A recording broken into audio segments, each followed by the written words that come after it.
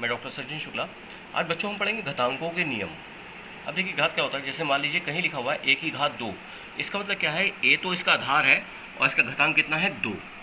अगर इसे हम विस्तारित रूप में लिखने को कहें तो ए कितनी बार है, 2 बार, यानी ए को हमें कितनी बार लिखना है, 2 बार, उनके बीच में गुणा का निशान लगा देना है। ऐसे ही कहीं लिखा हुआ है ए की घात 3। इसका मतलब ए कितना है, आधार कितना है ए, और इसकी घात कितनी है 3। और इसको जो हम विस्तारित करेंगे तो ए को हम कितनी बार लिखेंगे, 3 बार, और बीच में काय का निशान आएगा, गुणा का। अब ये A B C X Y Z ये सब क्या है, चर हैं। हो सकता है यहाँ पे बी की घात 4 आ रहा हो, इसका मतलब क्या हुआ, बी को कितनी बार लिखेंगे हम, 4 बार, और इनके बीच में काय का निशान आ जाएगा, गुणा का निशान आ जाएगा। ऐसे ही अगर मान लीजिए हमारा लिखा हो एक्स की घात 5, इसका मतलब क्या है कि एक्स को हम कितनी बार लिखेंगे, 5 टाइम्स, 5 बार, और बीच में काय का निशान आ जाएगा, गुणा का निशान। यानी हम इसको एक्सपेंशन को x की और 5 को x को 5 बार लिखकर उनके बीच में गुणा का निशान लगा सकते हैं।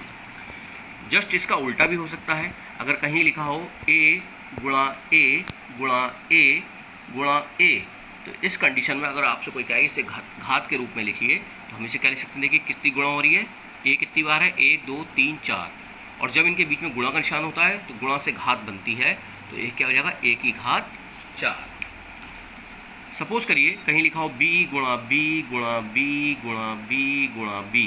अब यहाँ पे बिल्कुल आँख से हमें दिख रहा है क्लियर कि b कितनी बार है, 1 2 3 4 5, तो हम क्या लिख देंगे, b की घात 5।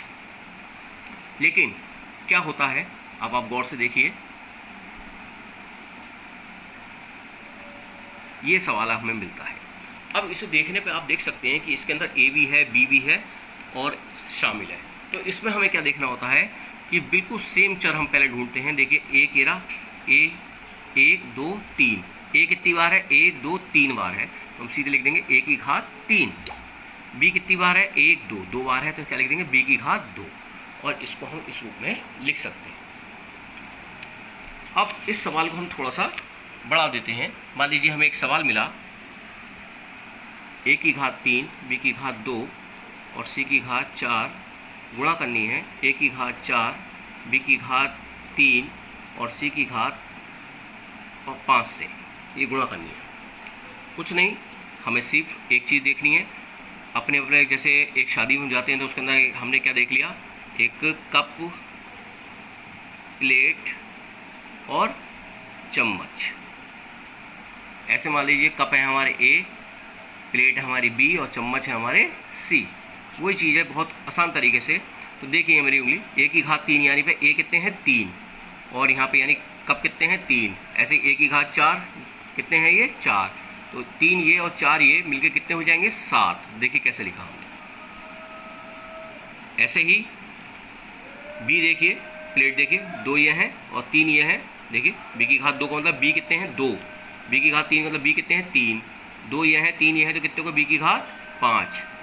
ऐसी सी कितने हैं 4 और 5 ये हैं, तो 4 और 5 मिलके कितने हो गए, सी कितने हो गए, चम्मच कितने हो गए, एक हमने उससे जोड़ा है कप प्लेट चम्मच से, लेकिन इसका ये सीधे सीधे चर हैं, तो सी की घात कितना हो गया, 9।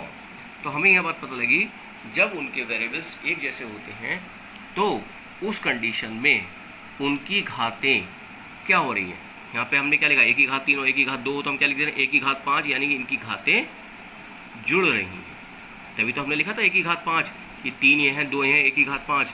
तो इसका पहला नियम जो घातांकों के जोड़ने का जो नियम है, घातांकों के नियम है, तो पहला अगर कोई ए वेरिएबल है उसकी घात m है और उसकी गुणा आधार एक जैसे ही हैं, तो उस कंडीशन में अगर आधार एक जैसे हैं तो उसमें क्या होता है, उनकी गुणा होने पर, क्योंकि हमने आपको सिखाया था गुणा का मतलब क्या होता है, बार बार जोड़ना, तो इसका मतलब इनकी जो घातांक हैं वो जुड़ जाते हैं। अब दूसरी बात आती है, अगर सपोज करिए एक सवाल आपको मिला, यहाँ तो गुणा हो रही थी, तो गुणा होने पर हमने क्या करा था, कितने कप कितनी प्लेट कितनी चम्मच, यानी कितने ए कितने बी और कितने सी जोड़ दिया था। अब हमने बताया था गुणा किससे रिलेटेड होती है, जोड़ से। ऐसे ही भाग होती है वो किससे, बार बार घटाना, किससे रिलेटेड होती है, घटाने से। अब मान लीजिए हमें सवाल मिला,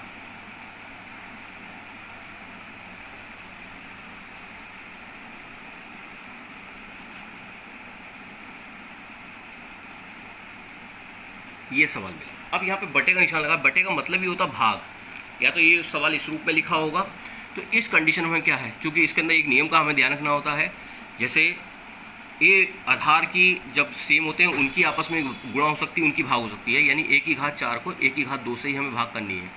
तो भाग करने में क्या आना है, घटाना, यानी 1 की घात 4 में से 1 की घात 2 क्या करना पड़ेगा, इनकी घातों को हमें घटाना पड़ेगा। तो कितना बचा, 1 की घात कितनी बची, 2।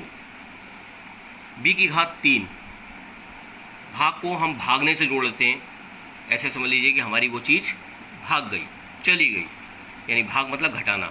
अब b की घात 3 है, उसमें से b की घात 1 को भाग करना है, यानी b की घात 3 को b से भाग करना है 1 से, यानी एक चीज़ चली गई 3 में से, तो कितनी रह गई, b की घात 2। यहाँ पे c की घात 5 थी और भाग कर रहे हैं, बटे का मतलब भाग, c की घात 4 से, तो इसका मतलब 5 में से 4 चीज़ घटाना पड़ेगा, तो इसका मतलब कितनी बची, 1। तो ये हमारा इसका उत्तर हो गया।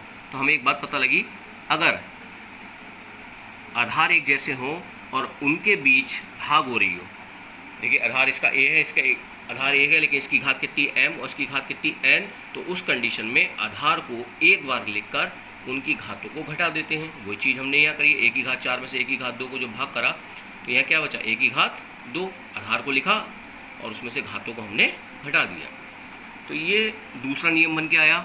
तो हमने ये घातांकों के गुणा और भाग के नियम देखे। कितना भी बड़ा सवाल हमें मिल जाए तो हमें बच्चों उसके अंदर बिल्कुल भी घबराना नहीं है। बहुत सिंपल तरीके से, मान लीजिए ये हमें गुणा करने को मिला, तो हमें कुछ नहीं करना। देखिए ये संख्या है और ये ऊपर घात होती है, पहले संख्या की गुणा संख्या से, तो 5 छंग 30। फिर देखिए x कितने हैं, 2 ये रहे, मेरा हाथ देखिए 2 ये है और 3 ये है, कितने हो गए, 5। ऐसी y देखिए, आप y ढूंढिए, x y जो y 3 ये है, देखिए मेरा y की घात 3 है, मतलब y 3 है और 2 ये हैं, क्योंकि जब इनकी गुणा हो रही है, आधार जब एक जैसे होते हैं तो क्या होता है, आधार को लिखते हैं और उनकी घातें जुड़ जाती हैं, यानी कितने हो गए, 3 और 2 कितने हो गए, 5। ऐसी z ढूंढो, इसके ऊपर कोई पावर नहीं लिखी, तो 1 मानते हैं, 1 ये रहा और 5 ये रहा, तो z कितने हो गए, कुल मिला के 6। तो गुणा में तो उनकी घातें जुड़ जाती हैं। और अगर भाग हो रहा होता है, मान लीजिए ये सवाल हमें मिले इस तरीके से,